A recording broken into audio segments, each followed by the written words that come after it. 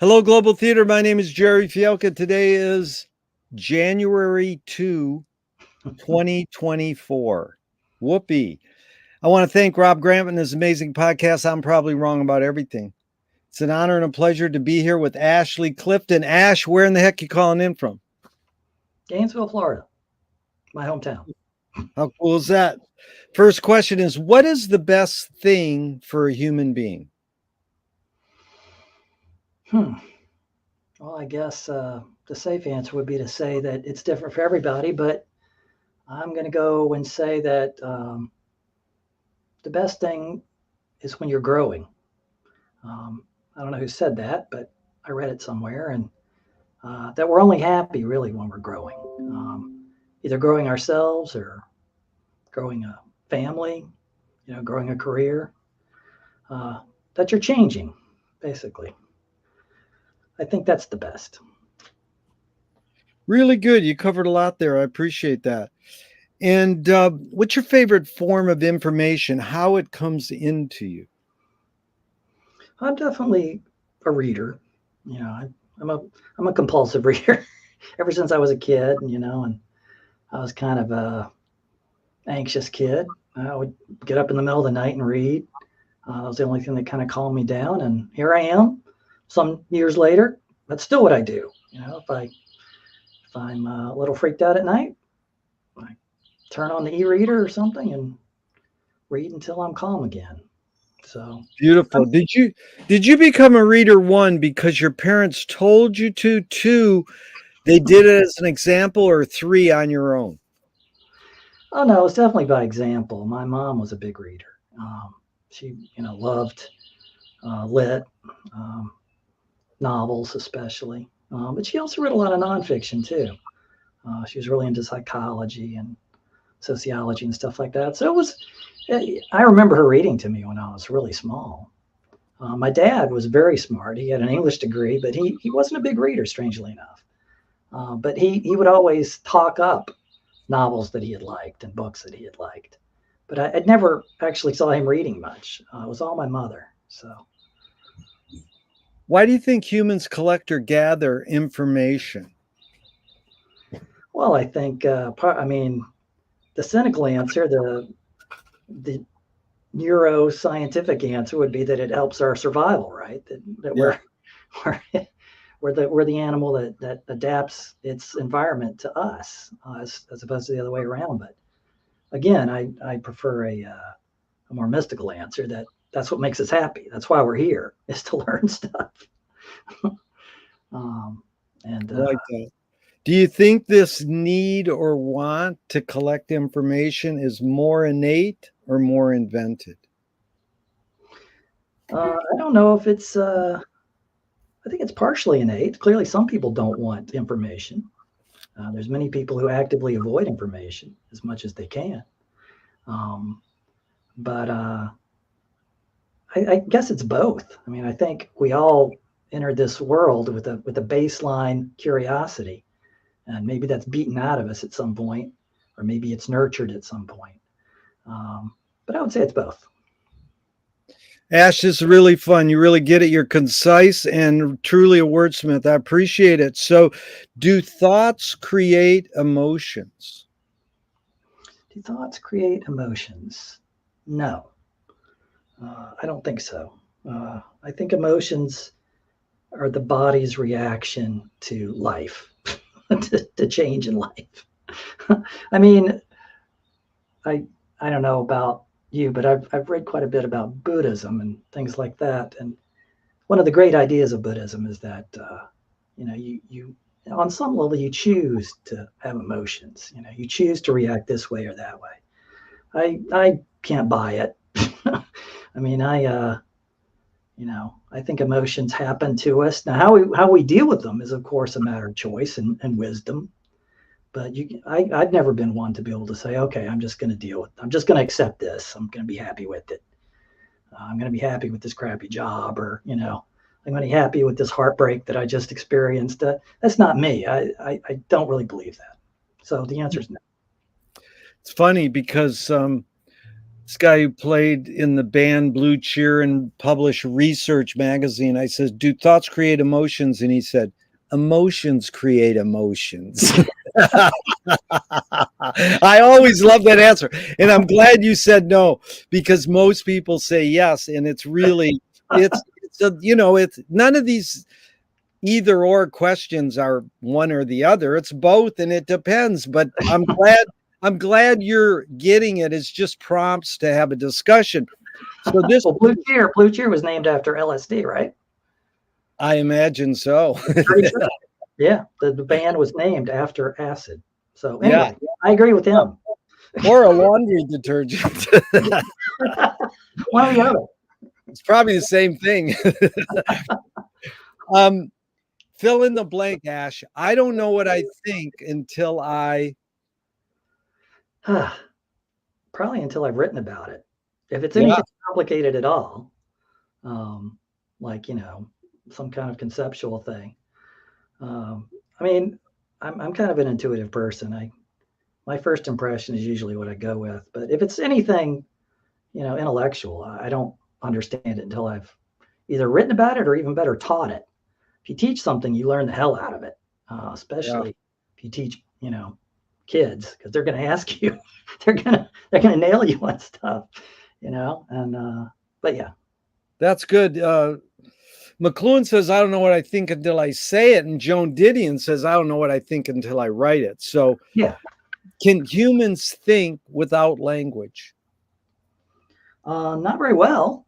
I mean, clearly we can. I mean, my dog doesn't have a language, but she's thinking all the time. She's scheming all the time to get food or get me to play with her.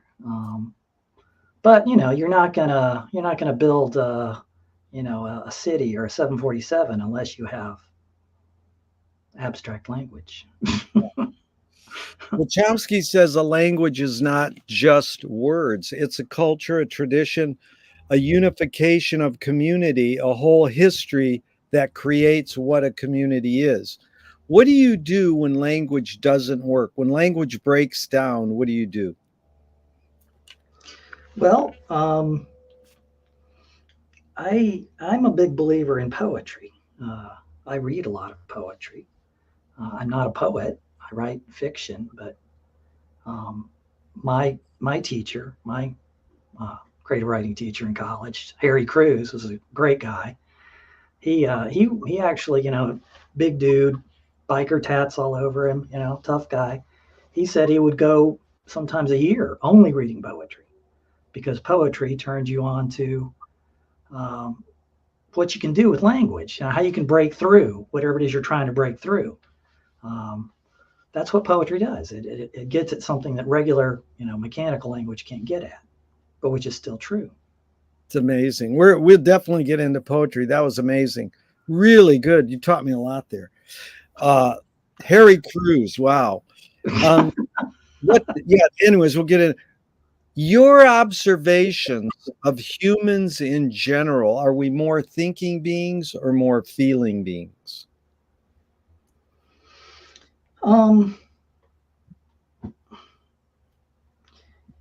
That's a good question because I think about that a lot because I'm kind of a dualist. I mean, I believe that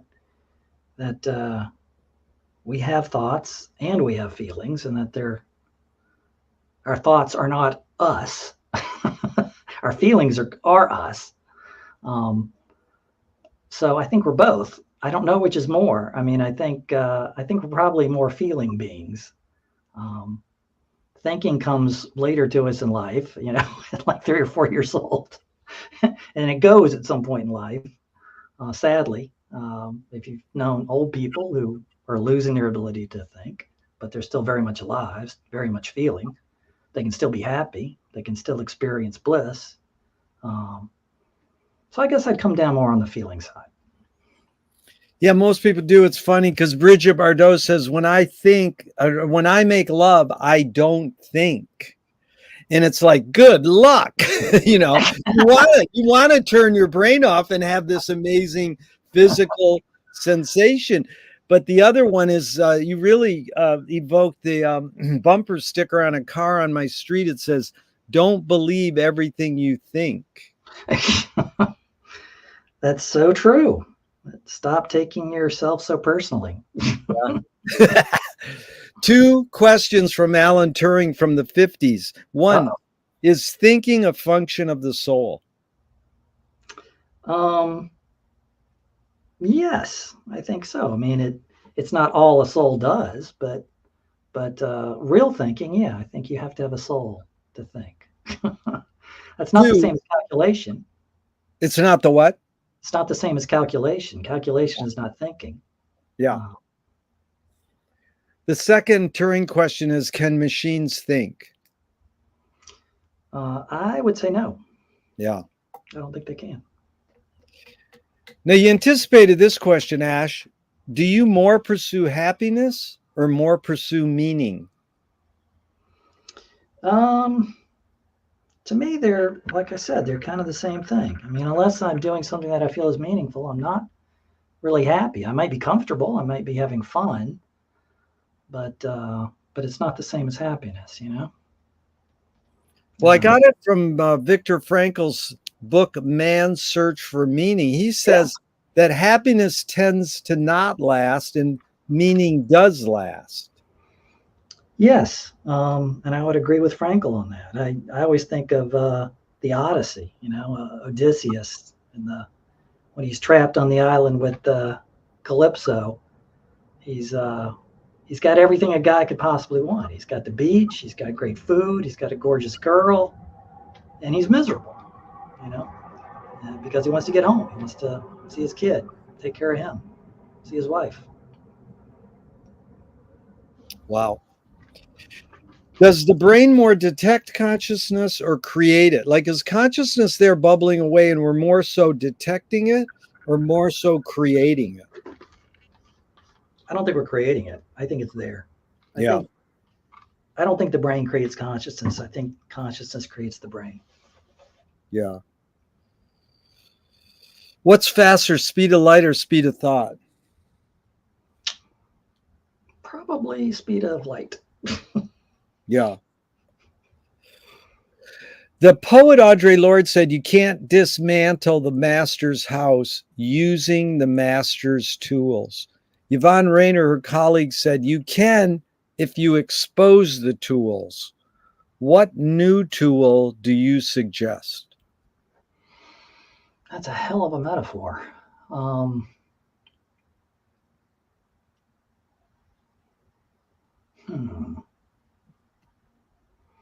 I guess I would say imagination is what you really have to use. Yeah. That's what living things have that machines don't, more than anything, is imagination, which is part of thought, part of consciousness.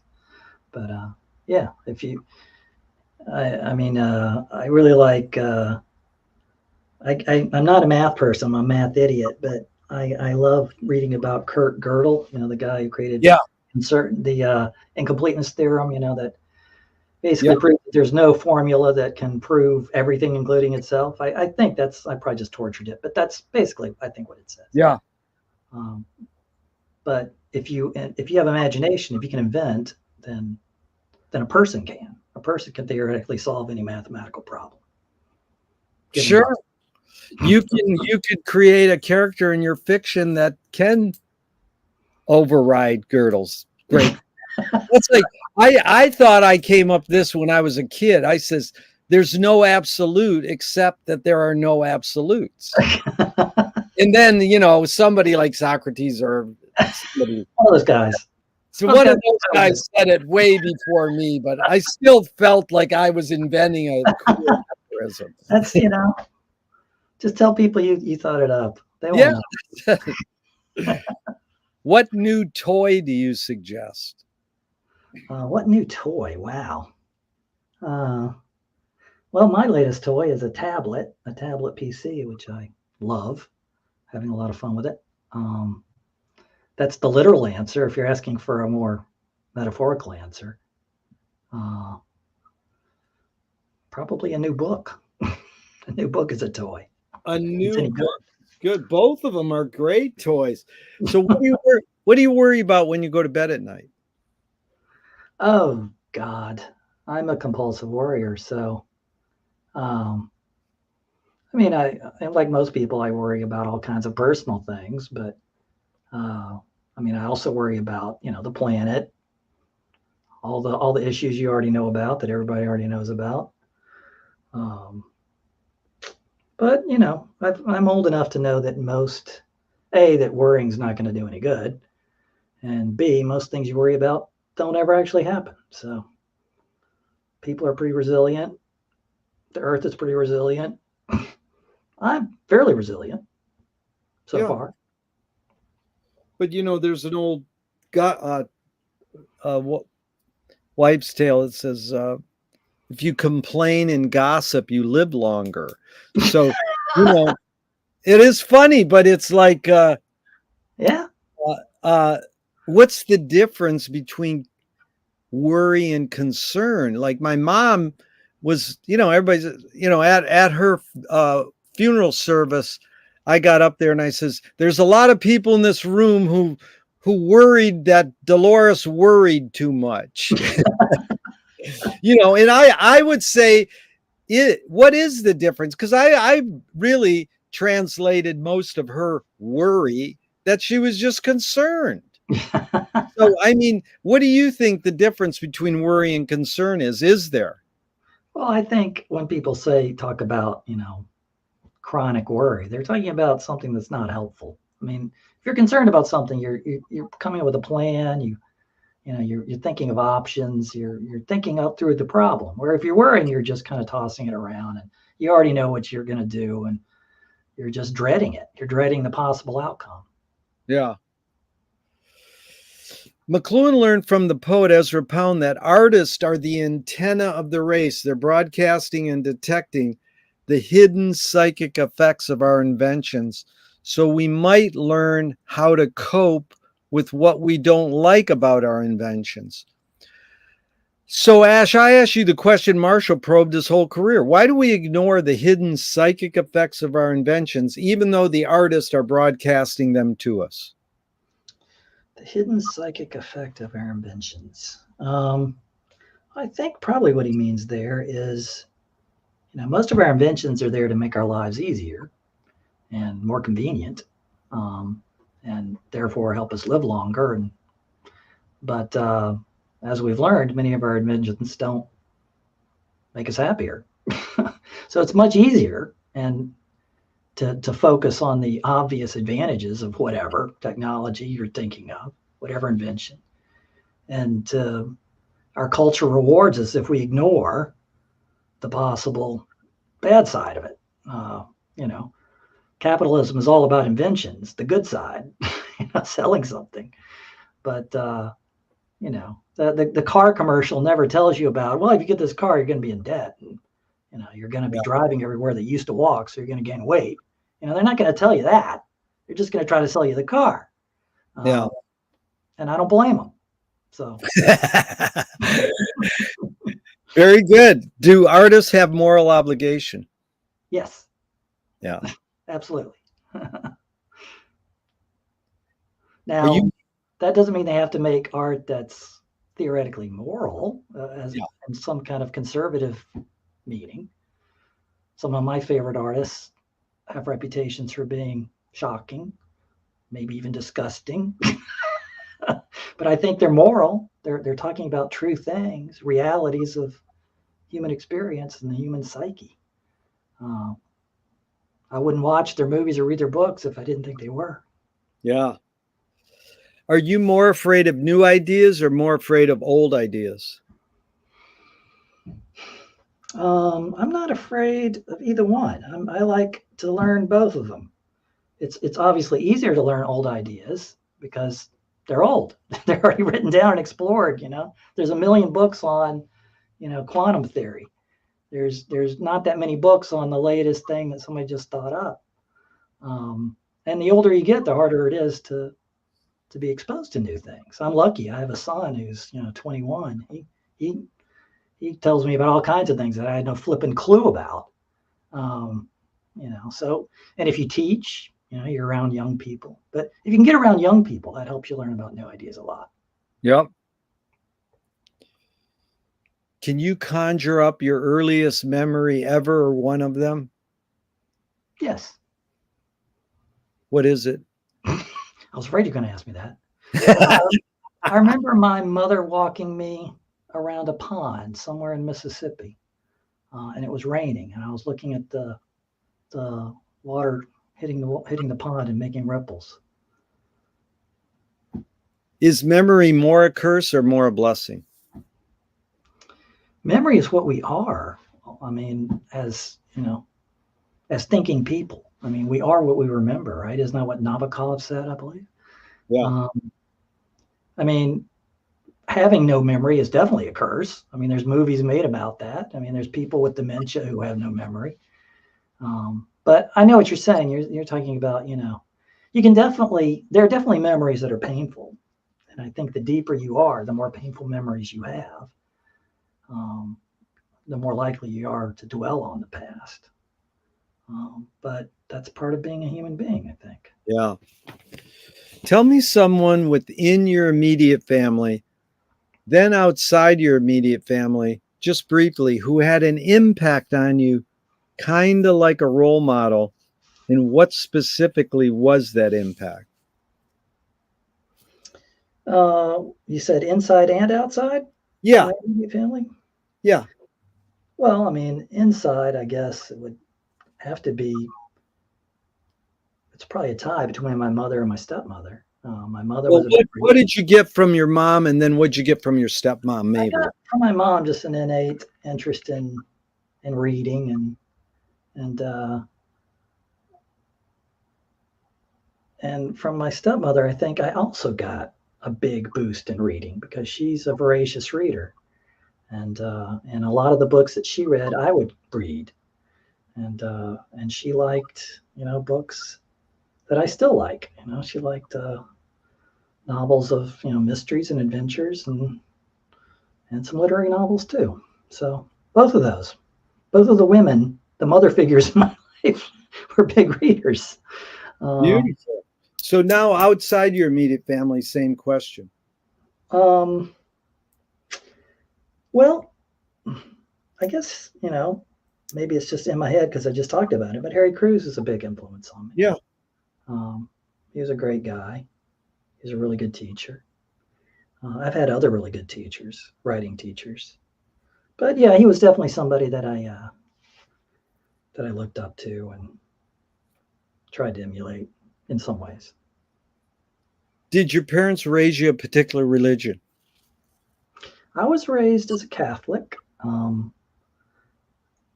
My father was originally sort of non-religious, but my stepmother was Catholic. So when they got married, she got us into the church. So yeah, I was raised as a Catholic. Do you pray? I do. If God exists, what would you like God to say to you after you die? That's a good question. I think the main thing would have already been said, which is there an afterlife? And what's it like? I think I'd already know that just by virtue of being there. I don't know. I mean, if I ever get a chance to talk to God, obviously he's got some explaining to do, but I don't think he needs to explain it to me. I'm sure he won't feel obligated. But, I guess the obvious question is, why is there so much evil in the world? Wow, you anticipated the next question.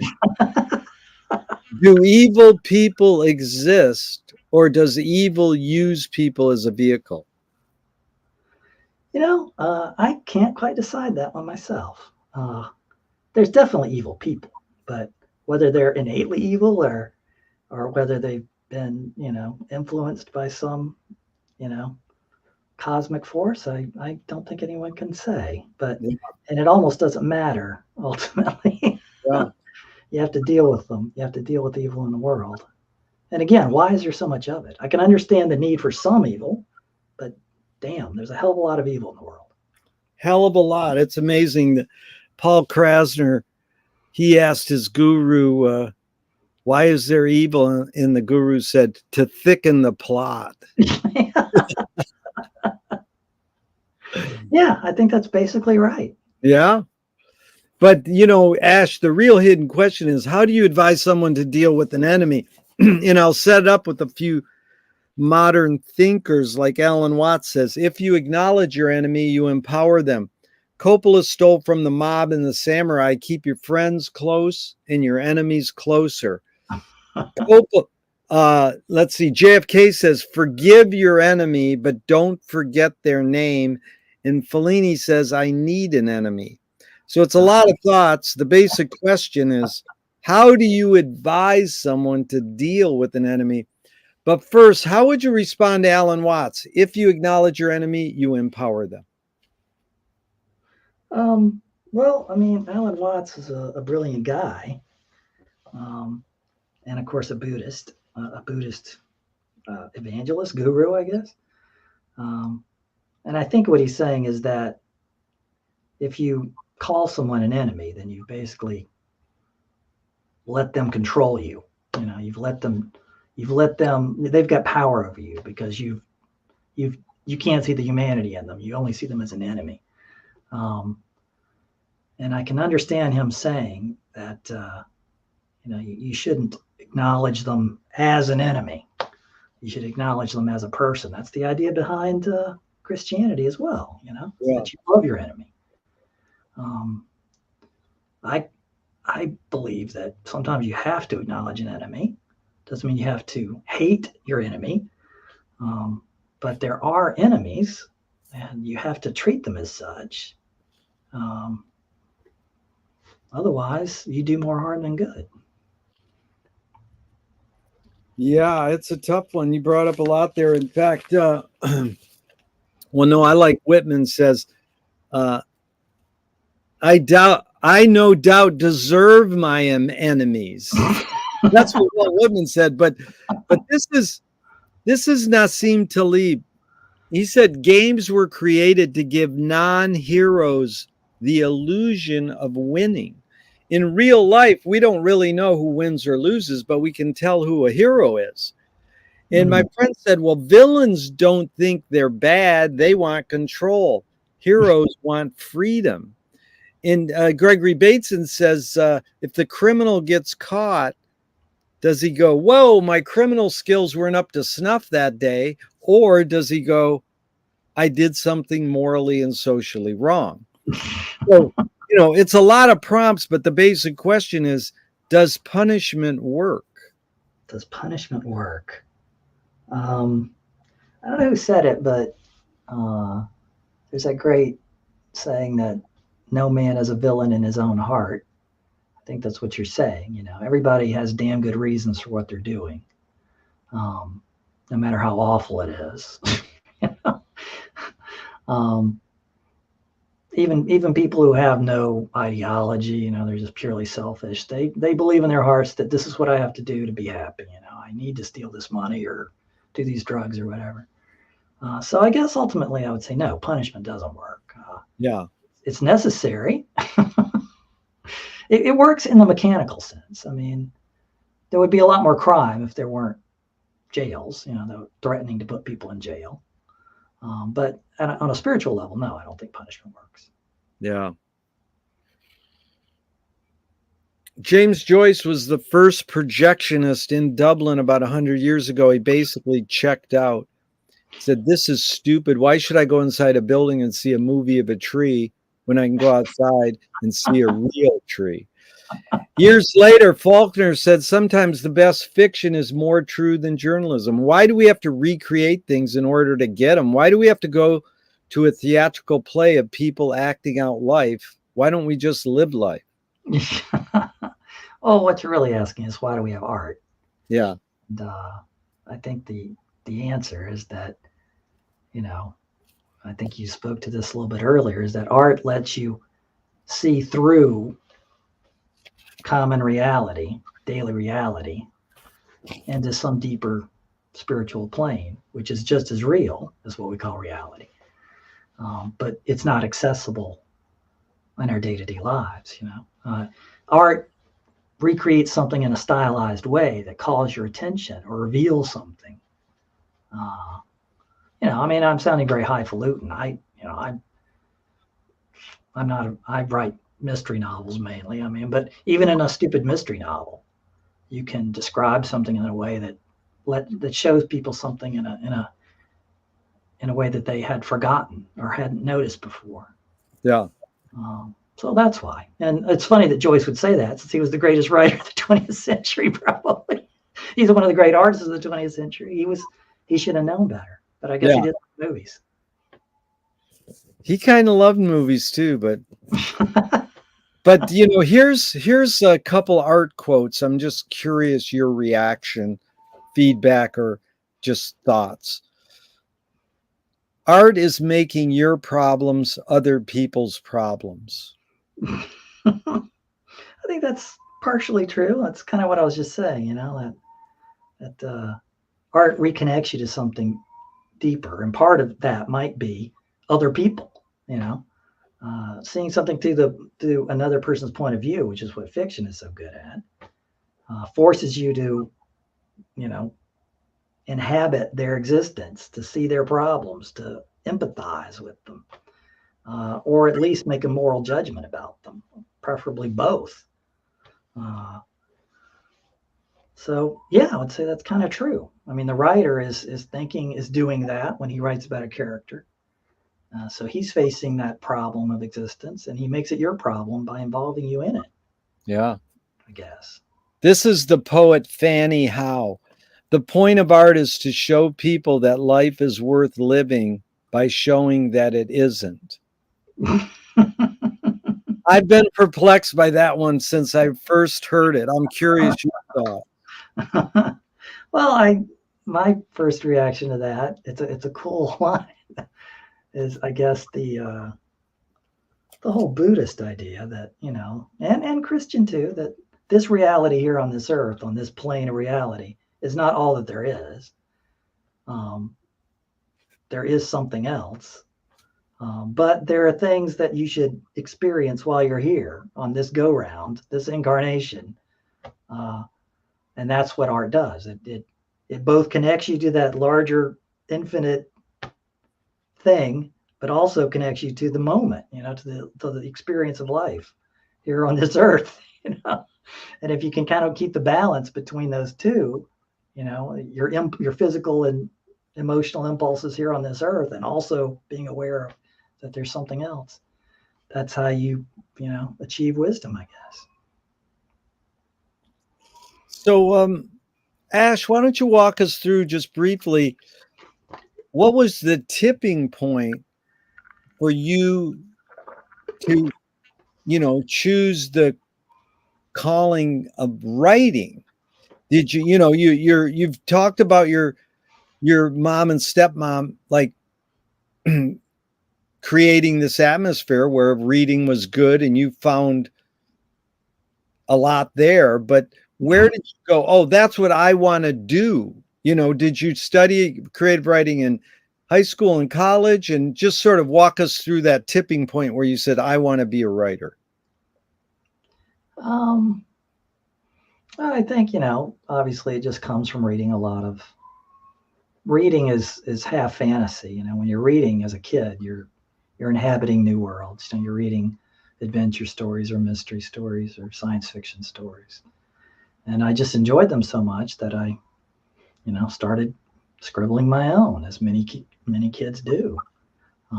It was just a natural thing. You want to see if you can, instead of inhabiting somebody else's imagined world, you want to create your own imagined world. And I mean, yes, I did study writing, in college and in grad school, but long before then, I wanted to basically tell stories. So I think that's how most writers start. That's probably how most painters, and that's probably how most musicians start. They hear cool music on the radio, they want to make it. So Yeah. Well, a screenwriting teacher told me great art is when you can clearly see the intention of the maker. Kubrick says the opposite. Great art is when you can clearly not see the intention of the maker. What role does intention play in your creative process when you're writing fiction? um, I guess conscious intention plays very little role. maybe that's my problem. Um, I, I'm kind of an intuitive writer. I don't really know where I'm going in any given scene or any given chapter, or no less the whole book. I find it when I get there. Um, I think that, Stephen King says that his novels are already written. He just finds them. He just digs them up, basically, reveals them. So clearly it's not his, it has nothing to do with his intention, his conscious intention. Um, that there's something outside that comes to you, enters your imagination. I'm a huge admirer of Kubrick. I guess he's probably my favorite filmmaker of all time. But I sort of know what he means. I mean, in the simplistic sense. I mean, if you get the director's intention too quickly, too obviously, it's probably a bad movie. It's probably like an essay. But with a Kubrick movie, you leave the theater kind of wondering what the hell just happened to you. What you just saw, and because there's something sublime about it. Yeah, you packed in a lot there. That's good. And Duchamp said there's no art without an audience. How much are you thinking of your reader when you're writing your book?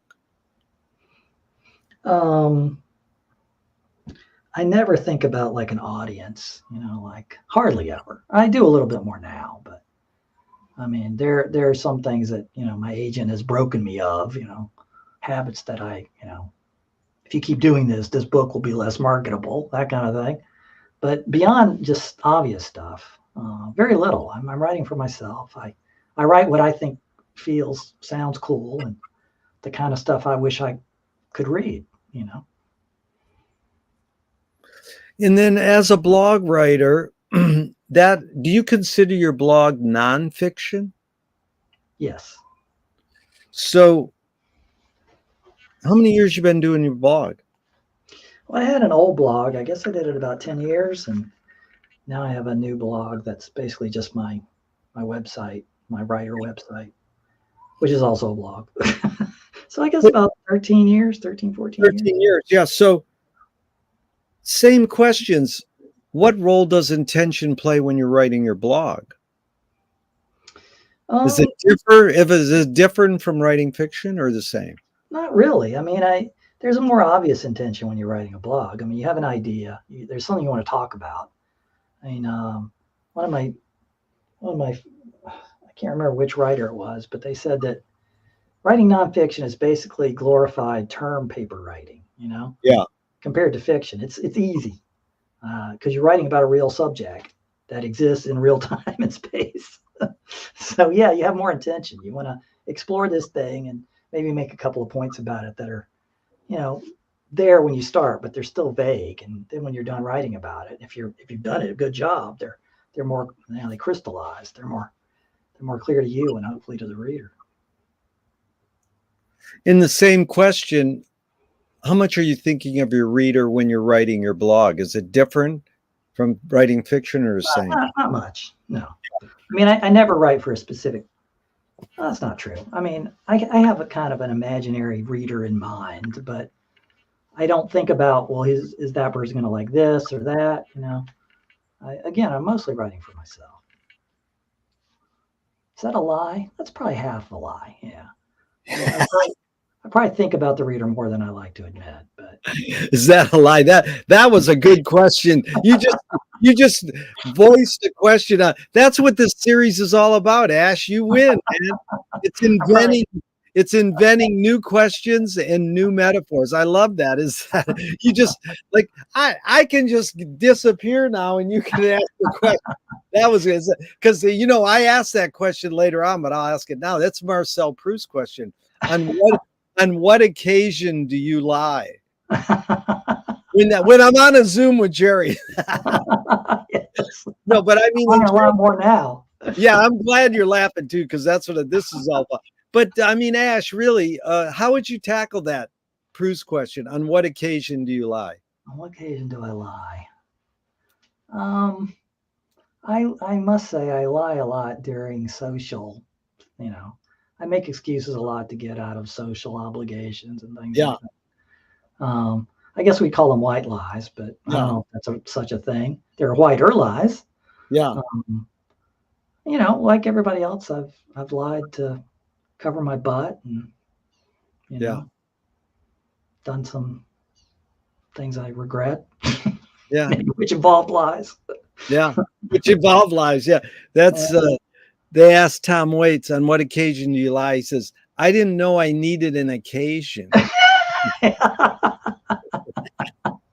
Well, that's why, you know, he's great. That's a much better way of putting it. Yeah. Oh, and then this woman who dresses the stars, she said, on what occasion do you lie? She goes, that's called manners. Yeah. It is, and That's it is a good way to put it. That's called yeah. manners. Yeah, I mean, it would be hard to imagine daily life without some fibbing, you know? If we were all Vulcans and never told lies, like Yeah. Mr. Spock, you know, it'd be a pretty damned hard life. Yeah. So McLuhan talks about how everything we invent extends some humanness. He said human sensorium. So knife and fork extends our teeth. The eye of the eyelid extends, is extended by, say, the shutter in a camera or a projector, and even maybe non-tangible, like maybe religion or philosophy is an extension of consciousness. What does the writing utensil extend for you? Whether it's a keyboard or a pen, what humanness is extended for you? Oh, dang, that's a new one. Well, I mean, I think to get at the point of that question is everything, all our physical presence extends our consciousness, right? Like you said, our eyelids, our body does initially, but anything, any tool we use also does. I mean, you know, but in terms of my writing, it really has no real bearing. I mean, my typewriter, my pen, and this is an intellectual exercise. I feel no different. I definitely prefer to use a keyboard because it's a lot faster, but I could do it without a keyboard. I could do it with a pen or a pencil. You know, Stephen Hawking wrote books with just his eyelids or his hand squeezing a sensor. Um, so consciousness finds a way of Yeah. expressing itself through some kind of instrument. I mean, I'm not an athlete. I'm sure people who are really athletic and good at it, they probably have a much better sense of their working through something, a tennis racket or whatever. They're much more in tune with expressing their consciousness through their bodies. I am not, alas. Well, you mentioned James Joyce earlier, and I was really grateful for that. And I was wondering your history with reading him. Did you, what Joyce have you read or has made an impact on you? And was it because of high school or college assignments, or did you read Joyce on your own? No, I took a class with one of my great friends. He would probably be the other person beside Harry Crews, I would say, was a big influence on my life. His name was Brandon Kirshner. He's a professor at UF. He taught a class in James Joyce, and I knew him before I took that class, but that was the first class I ever took at the University of Florida. And well, that's not true. It was one of the first classes, and we read, we read everything except Finnegan's Wake. There just wasn't time, but we read Portrait of the Artist as a young man, and we read Dubliners, and we read Ulysses, which was plenty. Yeah. Because it's kind of a kick in the pants to read, especially Ulysses. I've never attempted to read Finnegan's Wake. Maybe someday.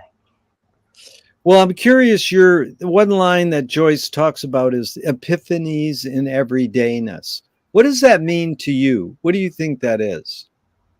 Well, again, it's this idea of, poetry and fiction. An epiphany is a moment of sight, right? It's a moment when the divine becomes apparent to you. maybe it's not divine in the religious sense, although I think it well could be. It's some higher reality that, basically obliterates your sense of self for a second. And he was the master of that. I mean, he actually, I guess, started using the word epiphany in that sense. He was the one who basically coined that use of the word epiphany. So yeah, that's all. And I'm a believer in that. I mean, that's one of the great things about him. Probably the greatest thing about James Joyce is his ability to create those moments. Yeah. Well, he said in Portrait, I will try to express myself in some mode of life or art as freely as I can and as wholly as I can, using for my defense the only arms I allow myself to use: silence, exile, and cunning. What are those, what do those three words mean to you, or what do you think they meant to him? What is he trying to say? Silence, exile, and cunning. Oh, geez. I would think that exile is probably the easy one. He exiled himself from Yeah. Iowa. He lived most of his adult life, or at least the second half, in Switzerland, I believe. And part of that was, he said that he never wrote about anything except Ireland, about Dublin. All his stories are set in Dublin. All his fiction is set in Dublin, which is a place I've never visited. But he had to get away from it, to get outside of it, to see it and be able to write about it. It's like, from a psychological standpoint, his own sanity standpoint. Yeah. As to the silence and the cunning, I mean, he was certainly a cunning writer. He was a brilliantly gifted, virtuosic writer. And he was a wickedly funny writer too. Yeah. The silence, I'm not real sure what he means. Yeah. Maybe it's what he doesn't say in his books. Maybe it's the Kubrick thing again, He doesn't spell it out. Yeah. Very good. And one more is Joyce wrote, "Oh, welcome, O life. I go to the encounter for the millionth time the reality of experience, and to forge in the smithy of my soul the uncreated conscious of my race." Like what do you think he's saying there? To forge in the smithy of my soul the uncreated conscious of my race. Well, I mean, I'm going to sit down here. That's a famous quote, and I guess it's hard for me to answer without probably just repeating some other people's interpretations. But, Joyce was very much conscious of being an Irishman, being an Irish writer, writing about Irish concerns. Yeah. And again, that's why he had to leave Ireland. The influence of the church and everything. And the incident, the experience of being in a society that was basically oppressed in some ways by Britain, at least when he was alive in his childhood. So, I mean, I think part of what he's saying is, he's trying to discover something about the Irish experience. Yeah. I think that's what he means, but that's probably not all he means. No, that's good. I like what you're saying. And in fact, McLuhan probed Finnegan's Wake saying, artists dream awake. And not to sound elitist, but everybody can create, like the word you have, imagination, in the middle of the night, these amazing scenarios when they dream. But our artists also dream while they're awake. Have dreams played a role in your creative process? In the sense of like dream interpretation or keeping a dream journal, not really, but definitely in the sense of trying to create a dream-like effect. I'm a huge fan of David Lynch's movies, and yeah, David Lynch has, stated, overtly that he wants his movies to feel like dreams. If somebody brings him an idea for a movie and it doesn't have that dream-like quality, he won't do it. He's not interested in it. And some of his movies, when you watch them, they you almost feel like you're floating out of your body, like you would do in a dream. Yeah. And I think that's probably the pinnacle of any ambition of any artist, is to get you to feel like you're leaving your body for a moment. You're just in this thing. It's more real to you than your actual life is for a few minutes. So Yeah. Yeah. Lily Tomlin said reality is just a collective hunch. well, she's a genius. So Yeah. Is perception reality? Um, I guess you'd have to say it's not the same thing as reality, but it's all we know of reality. Reality is definitely not an illusion. That's how many people interpret that. Um, one of my favorite writers, David Bentley Hart, he talks about this idea that reality is an illusion. He says, an illusion in what? I mean, we're experiencing the illusion. Something's real. So, but obviously, perception doesn't completely capture reality. No human perception captures reality. It's inevitably, we have points of view. Fiction's all about points of view. I just read a great book by Joyce Carol Oates, where she's got like 10 characters, each of which she inhabits for a period of time. And they're all reacting to the same event. And it's a little different for each of them. And it breaks each of them in a different way.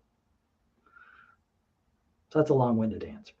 No, that was good because it brought up another McLuhan line. I'm curious your thought. Understanding is not having a point of view.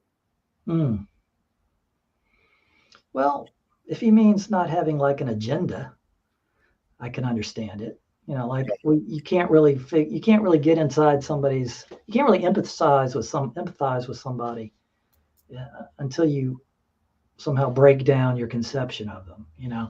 You break down your judgment of them. Yeah. So in that way, I would say that's true. But everybody has a point of view. I mean, life is a point of view. Yeah. You can't escape it. Why would you want to?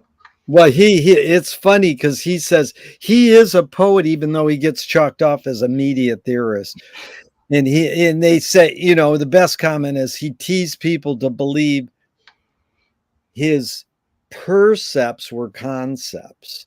So he said that point of view came when Renaissance painters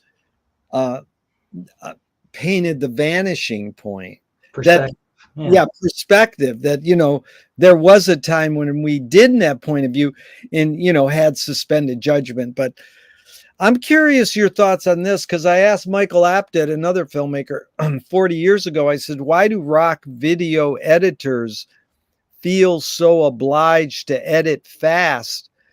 Most people don't know Abel Gance invented rapid montage in 1922, but it flourished in the 80s with MTV. Yeah. To the point where Marty Scorsese said, I cut my films faster because of MTV. Huh. So Michael Apted said, because we've learned to take in information faster. And I asked this question with a bias. Can we actually learn to take in information faster, or are we just brainwashed to believe we can? Dang, that's a lot. You just asked me a lot in that question. Let's start at the last thing first. I think we are probably taking in information faster. I think, again, my son, I think his generation takes in information way faster. Yeah. They learn things faster. Just the act of playing video games makes your reactions faster. I think we are changing our neurophysiology probably in some ways. But the rest of that, about that's why you edit faster, I don't believe that at all. I think I think rock videos are edited faster because they're trying to match the beat of the rock, which is just naturally fast. It's not opera, it's rock. And a lot of really bad videos are bad for that reason. It's editing for no purpose. Yeah. Whereas in a Scorsese movie, the editing, I mean, think about that scene in Goodfellas where there's no editing, where the guy's going into the restaurant with his girlfriend and the Steadicam follows them to this long journey into this cave of this nightclub, and it's there's no cuts in it. It's he's belying himself with that sequence, which is one of his most famous sequences and one that I've written about. That you're strictly in that guy's point of view. You're seeing all these sensual delights that as he goes to this nightclub, and everybody's getting out of his way and saying, calling him sir. He loves this life of being a gangster, and this is how we see it through his eyes for a moment. Ash, what a great example. I haven't seen it and I should see it.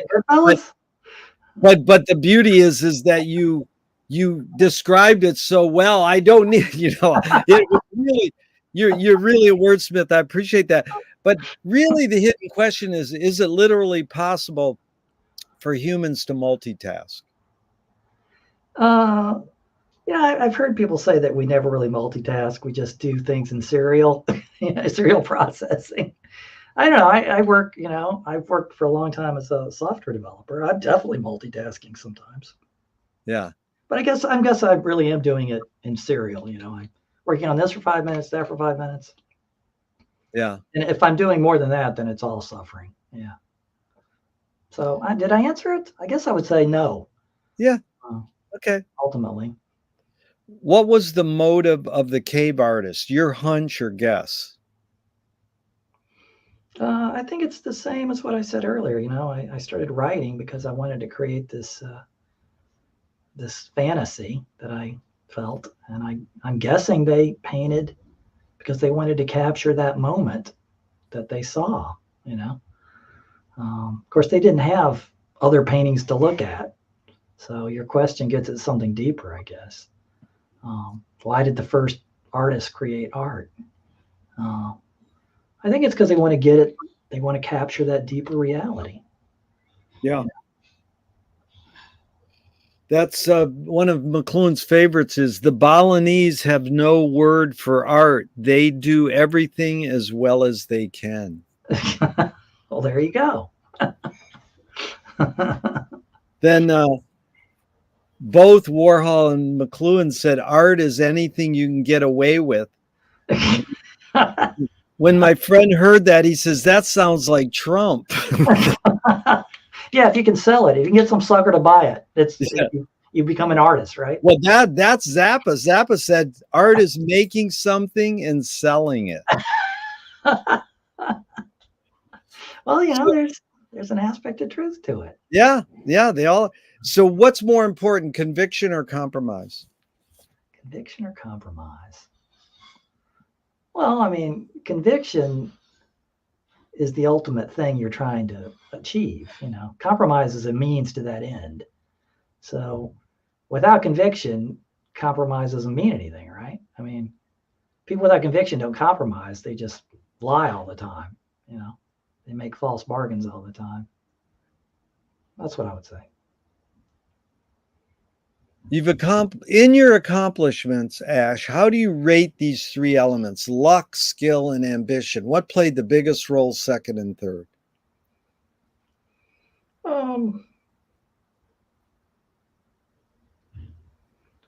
want to say ambition, but skill played a pretty big part of it. I mean, I think when I started writing as a kid, I showed it to grown-ups and they said, oh, this is pretty good. That made me feel good. So it reinforced itself, and then I got ambition to, maybe I can really do this someday. But luck is, I think anybody who denies the importance of luck is a liar. But if you're ambitious enough and determined enough, luck will eventually, unless you're very unlucky, will eventually find you. Yeah, that's good. That's Gary Player, the golfer, said the more you practice, the luckier you get. Yeah, I think that's true. Yeah. Or who's the great hockey player? I can't remember his name. He said you miss 100% of the shots you don't take. Oh, wow. My brother's Gretzky. Yeah, Gretzky. Oh, it's Gretzky. Yeah, Gretzky. You miss 100% of the shots you don't take. That Yeah, is good. that's a big one for me. Yeah, I'm going to tell my brother he's a huge hockey guy, and that's yeah, Gretzky, amazing. Okay, so T.S. Eliot said poetry is outing your inner dialogue. What language is your inner dialogue in? Hmm. Well, I mean, obviously mine is in English. It's the only language I speak, but I think what he's probably saying is it's an inner dialogue of sensation and imagination, and Yeah, that's really what you're trying to get at. yeah, The poetry thing again. yeah, that's good. In fact, you've answered this, but I'm going to ask it anyways. Two of my film heroes, George Manupelli, his mantra is ignore yourself. Jonas Mekas says there is no self expression. And Cecil Taylor, the jazz pianist, says, I'm just a vehicle and this stuff just comes through me. Right. Is art making more self expression or more you're a vehicle for whatever technologies, cultures, and environments are dominant? Well, I agree with the vehicle thing, absolutely, but not in that sense. I mean, I think it's more of a divine sense, that if you're doing good art, which, maybe I do occasionally, but if you're doing good art, something something cosmic is coming through you. Stephen King basically says the same thing, about his art. Yeah, It's something coming through, but it's not. I don't think it's necessarily cultural or whatever. I mean, it has to be in some level. Language is culture, and we do use language to do it. But I don't believe it in the kind of the Noam Chomsky sense of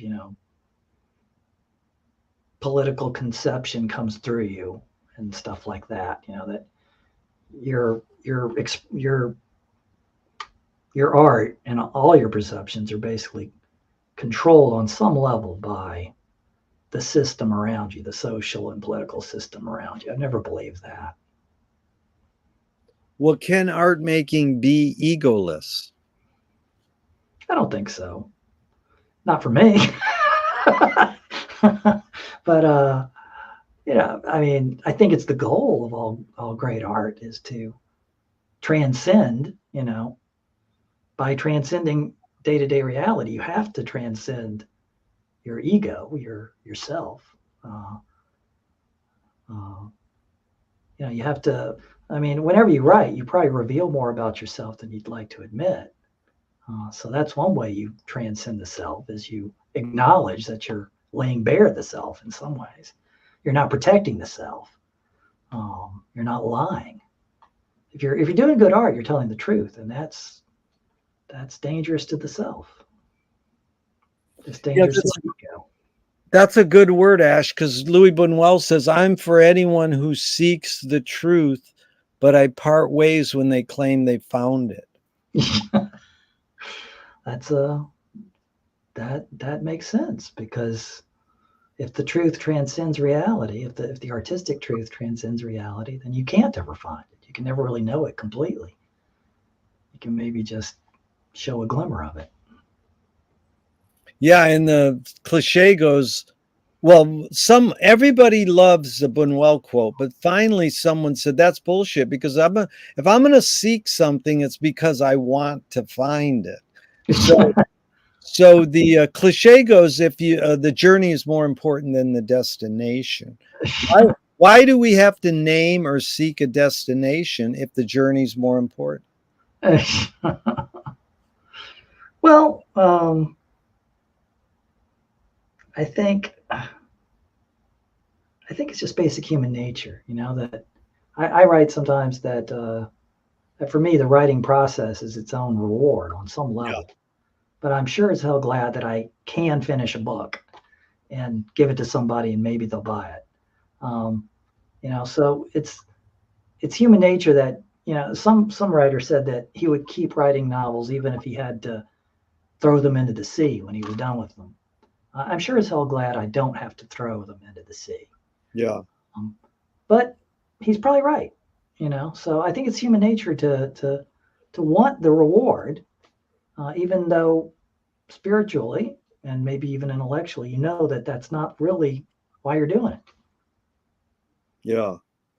Well, the two lines I have in that regard sort of are Al Flipside, Punk Magazine guy, said, "Don't sell out, sneak in." That's a And great way of putting it. yeah, and then Paul Schrader, he wrote Taxi Driver, made Yeah. it movies. He said the role of the artist is to attempt to sell out but fail. That's funny. Paul Schrader is one of my favorite Yeah. writers. Well, it rings. Most artists kind of love to hear that, but it also rings of a little snobbery, in my opinion, because he's kind of saying, "Oh, my art is so pure that when I tried to sell out, it didn't work, so it still remains pure." Well, I always think of the disco era, uh, which I'm old enough to remember, although I wasn't old enough to go dancing. Uh, even the Rolling Stones made a disco song. I forget which one it Yeah, was. They said, screw it. If this is what's selling, we'll make something that sounds kind of yeah, like a disco song. But it's still a Rolling Stones song. yeah, Still bring all that power and wisdom and imagination to it. So yeah, maybe that's what he means. That even yeah, when an artist sells out, it's still art usually. yeah.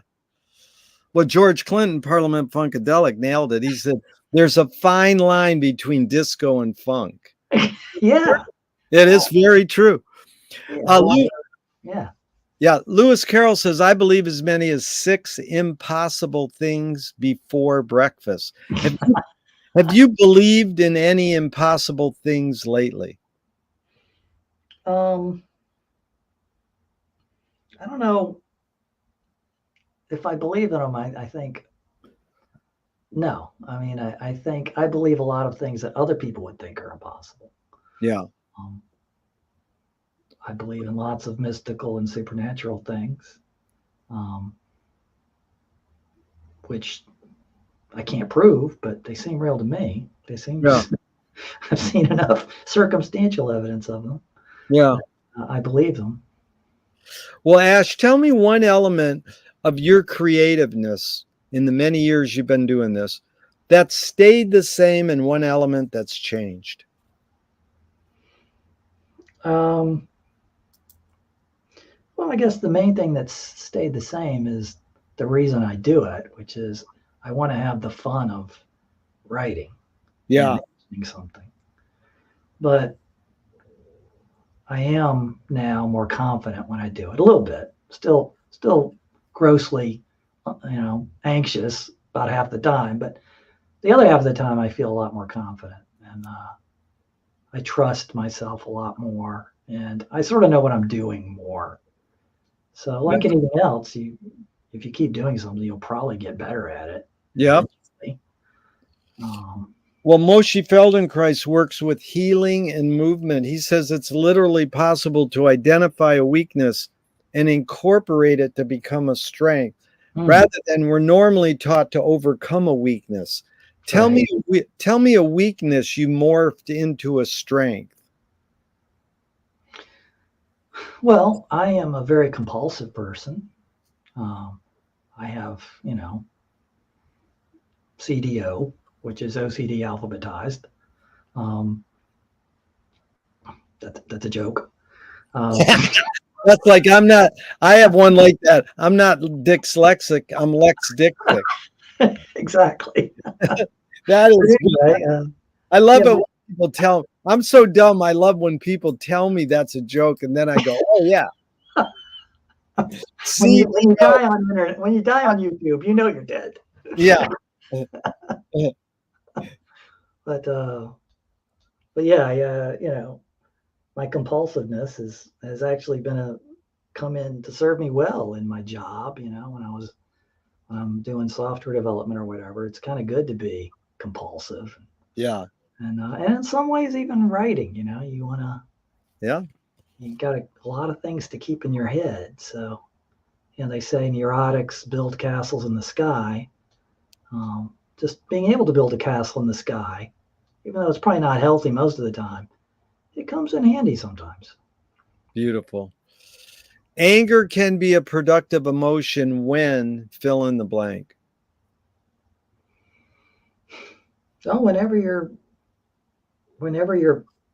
focusing your anger, it's something that's unjust or wrong or dishonest, harmful to people. Yeah.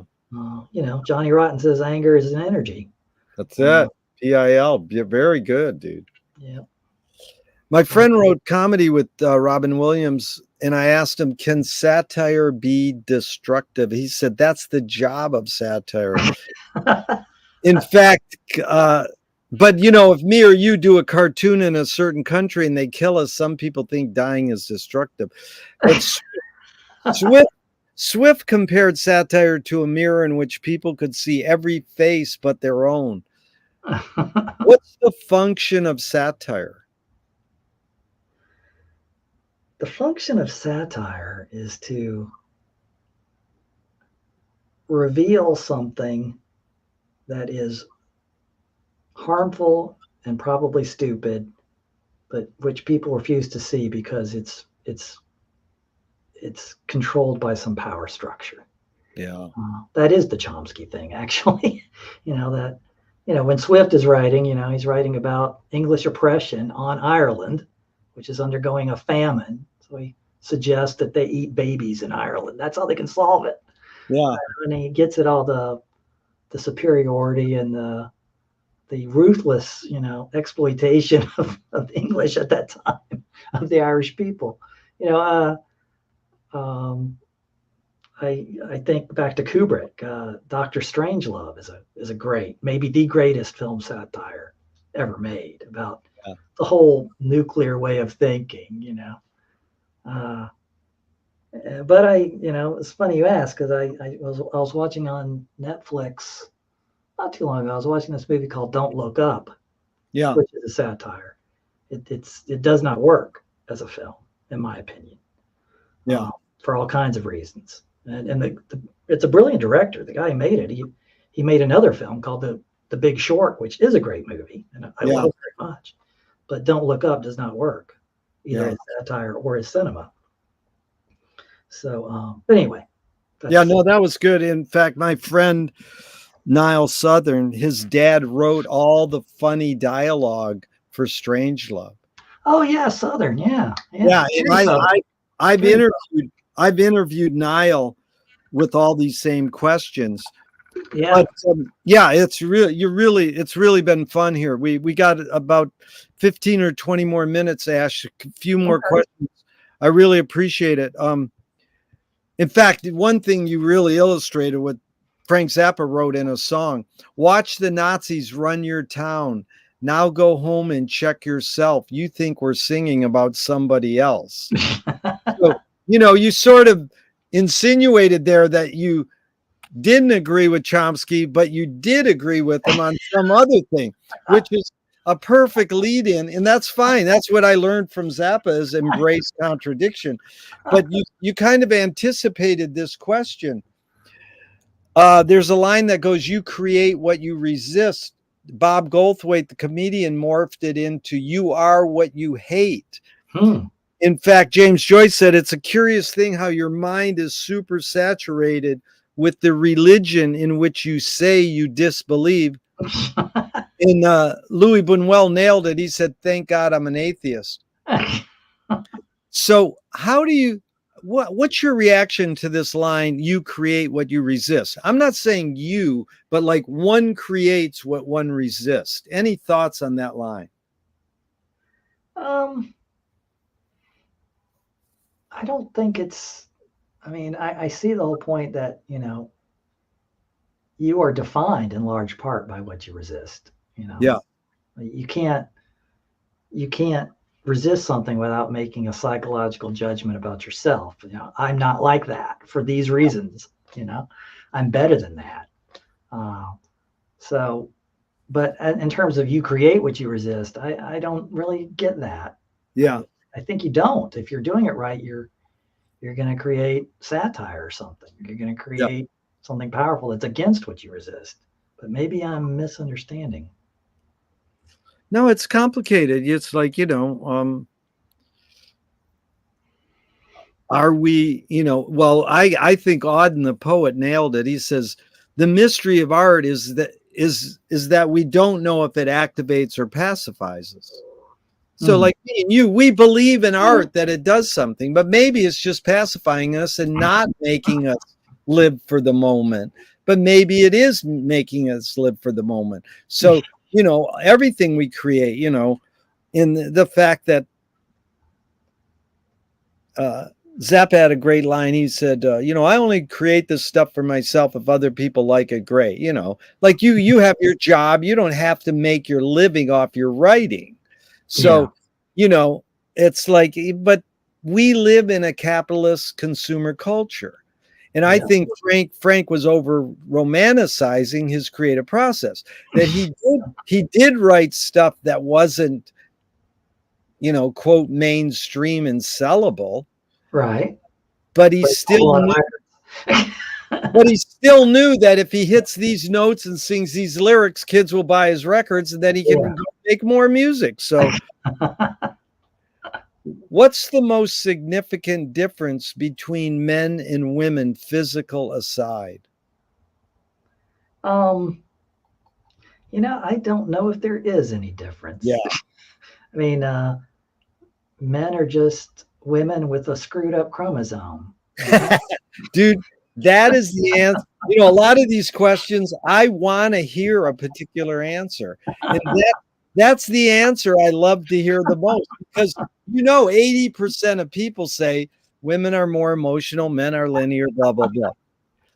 So let me just amend that slightly. I do believe there's a difference between male and female, but we've learned we're in the midst of this revolution right now, where we've learned that there is almost no really good definition of man versus woman. I mean, you could say, well, it's your sexual organs. Well, some people have both. Well, it's your chromosomes. Well, some women have a Y chromosome, but they're in every respect a woman. Their phenotype is female. So, it's there's definitely genders. Yeah. But anybody can inhabit those genders. Yeah.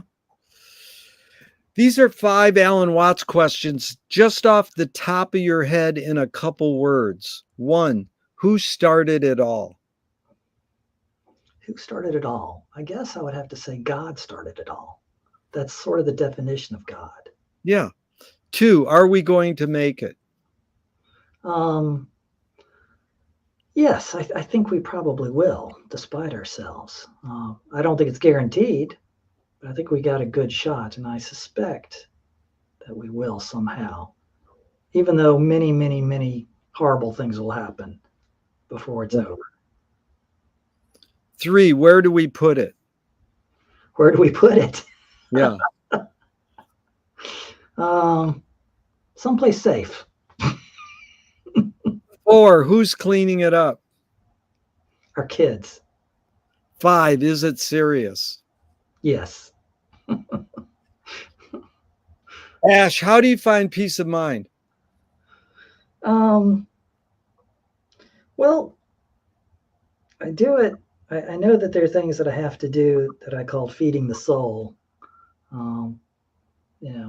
Being outside in nature is a big one. It's kind of an obvious choice, but it is a big one for me anyway. I like consuming art.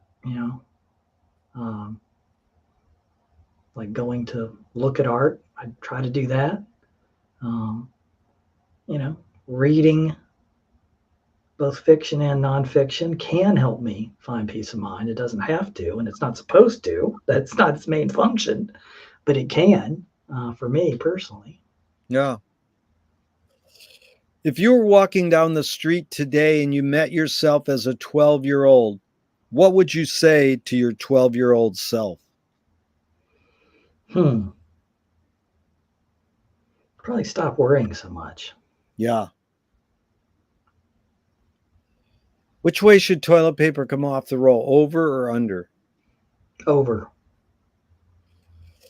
If a publisher was to release your autobiography off the top of your head, what would the title be?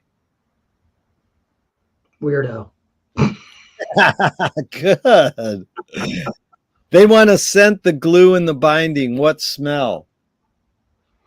What smell of my autobiography, huh? Yep. Um, hmm, hmm, bread. Oh, nice. That is a great smell. Okay, Carbs. You can't go wrong with carbs. carbs. If a statue was built in your honor, where would you want it displayed and what would it be made of?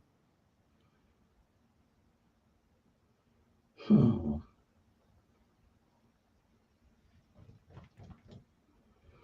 I don't think I would ever want a statue of myself displayed. I can't imagine anywhere wanting a statue of myself. That's okay. Tell me something good you never had and you never want. Um, Something good that I've never had and I never want. Um, Probably musical talent. I love music. I have nothing but admiration for people who have musical talent. I have no interest in seeking it out for myself. I'm perfectly happy to listen to people who are good at it, make music. Dude, that is a good answer. It's something good you never had it and you never want it. That's really good. Yeah. If you were in a vat of vomit up to your neck and someone threw a bag of shit at your face, what would you do? What would I do? Yeah, Close my eyes yeah. and my mouth and my nose if I could. I'd try Yeah. it. What's the healthiest cultural shift you see developing today that inspires you? Um, the healthiest cultural shift. There's so many. There's a lot, but I think,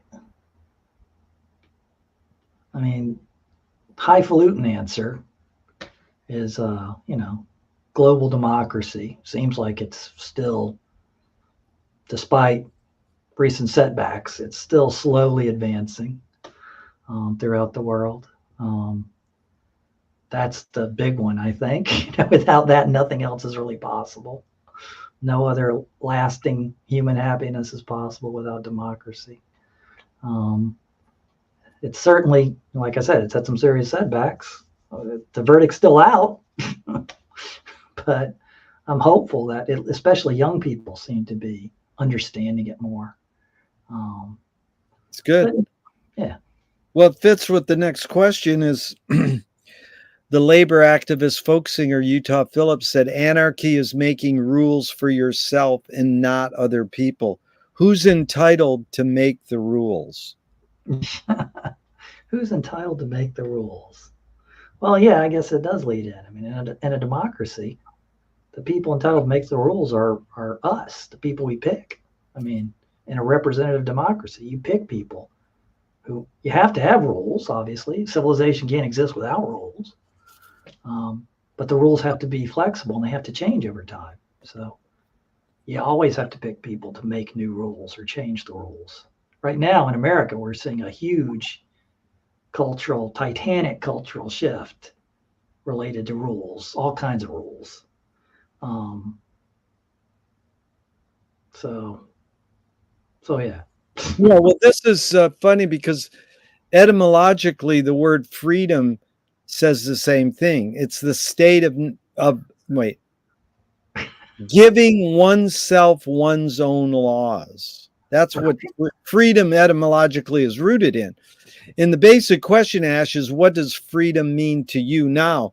But I'll set it up because T.S. Eliot, a poet, said freedom is only truly freedom when it appears against the background of an artificial limitation, which caused McLuhan to ask the question, how are you to argue with people who insist on sticking their heads in the invisible teeth of technology, calling the whole thing freedom? So What does freedom mean to you now? What does freedom mean to me? I think it means the same thing it means to everybody. I mean, freedom is living your life organically from your own wishes and impulses, that as long as you don't hurt anybody else.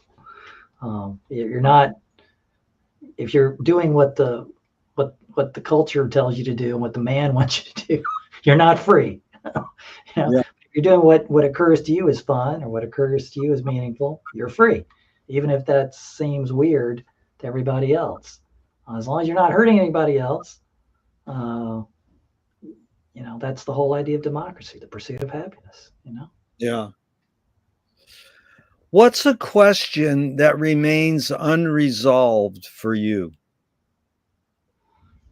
A question, well, they're almost all unresolved for me. But I guess I'm being a fairly pretentious person. I think a lot about the meaning of life. Yeah. I believe in God. I believe we're here for a purpose, and I think I even might know what it is, but I'm not certain of it. That's for sure. It's sometimes completely mystifying. Well, that's Fireside Theater said, everything you know is wrong, and that's what Rob named this channel. I'm probably wrong about everything. So true. It's a great name. but it is the process. What we've been talking about is how do we unlearn this stuff? We've learned a lot through reading and and having nice lives, having enriching experiences. So how has writing shaped your behavior? Well, I mean, on a practical sense, I mean, if you write every day, that obviously takes a toll on your free time, your mental energy, your emotional energy.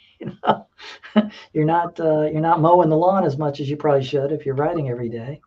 But what was the question again? I must be having a senior moment. How has writing shaped your behavior? Oh right. Well, I mean, engaging in, I guess, any kind of intellectual pursuit improves your imagination. Yeah. But fiction writing is any kind of art, especially so, because you're imagining other people. So maybe it makes you a little bit less judgmental. Maybe. Yeah. There's certainly a lot of judgmental asshole writers, but I like to think that in general, good writers are more thoughtful, more forgiving of people. You get a bigger picture view. It's like comprehensive. Maybe. Yeah.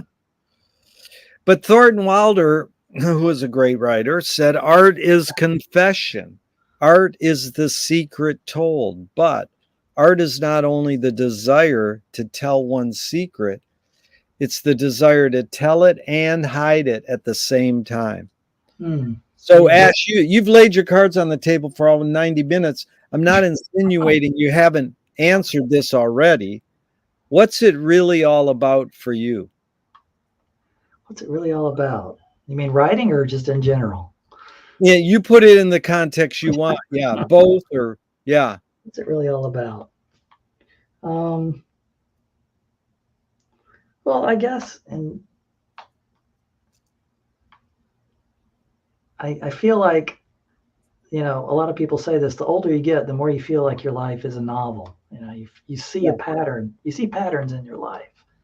And it's hard to not believe that you're playing out some story that somebody else has written. So I'm just trying to let that story play out and figure out what I'm supposed to do. Which direction I should jump, left or right. Yeah. So that's I think everybody feels that way, I guess. Eventually, if you live long enough, you feel. Yeah, that's Yogi Berra has that great line. When you come to the fork in the road, take it. Oh, he's a genius too. yeah. What gives you the most optimism? The most optimism. Um, well, I think I'm actually a pretty optimistic person. I think people are smart. That's the main thing. People are smart and resilient. I mean, things are looking pretty gloomy right now, but people have a way of figuring out how to survive, figuring out how to make things better. I mean, Yeah. William Faulkner had that great, speech where he said, man will prevail, no matter what. I'm not sure I'd go quite that far, but people, you know, are. It seems like long term, all of our current problems are solvable. I think they will be solved. Yep. It's beautiful. It's really been enlightening time. The first question, Ash, was what's the best thing for a human being? And I really loved you said when we're growing, family, career, changing. In the last question, what gives you the most optimism? Praising hope in people's ingenuity and smartness. And Wilhelm Reich said, the best thing for a human being is another human being. And when they asked Groucho Marx the last question, what gives you the most optimism? He said, other people. So it's sure been fun spending this time with another person, especially because it was you, Ash. Thank you so much for your time and energy. Well, thank you, Gerry. You asked some great questions. It's been a lot of fun. Yeah. I really appreciate it. And even though I'm going to hit the end broadcast button, I hope we can keep talking forever and ever. Thank you so much. You bet. Take care. All right.